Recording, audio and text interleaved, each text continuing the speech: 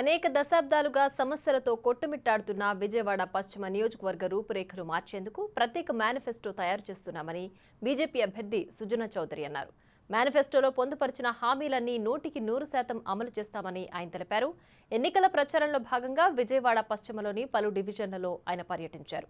రాబోయే ఎన్నికల్లో జగన్ ప్రభుత్వానికి చరమగీతం పాడేందుకు ప్రజలు సిద్ధంగా ఉన్నారని ఆయన అన్నారు. ఏపీలో విజయవాడ పశ్చిమ నియోజకవర్గాన్ని రోల్ మోడల్గా తీర్చిదిద్దుతారని ఆయన హామీ ఇచ్చారు.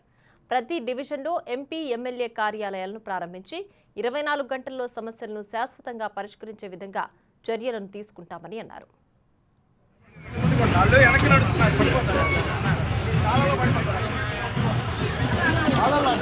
ఈరోజు పశ్చిమ నియోజకవర్గంలో 45వ డివిజన్లో పొద్దున్న నుంచి ప్రచారం చేస్తా ఉన్నాం. ప్రజలు బ్రహ్మరథం పడతా ఉన్నారు.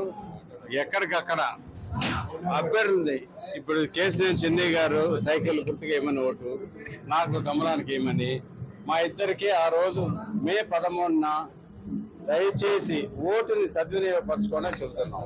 ఆ తర్వాత క్యాండిడేట్ అభ్యర్థులను కనుక వాళ్ళు కంపేర్ చేసుకుంటే ఓటు గ్యారంటీగా కమలానికి సైకిల్కే వేస్తారని మా నమ్మకం. కానీ మేము అది అభ్యర్థించడం మా ధర్మం కాబట్టి అడిగాం. ఓకే, అడిగాం, అందరూ కూడా బ్రహ్మరథం పడతాం. రైట్ సార్, మరీ ముఖ్యంగా సితారా జంక్షన్ నుంచి మీరు ఎక్కడి వరకు వచ్చారు కదా, ఎలా ఉంది ప్రజాస్పందన? బ్రహ్మాండంగా ఉంది, మామూలుగా లేదు అసలు.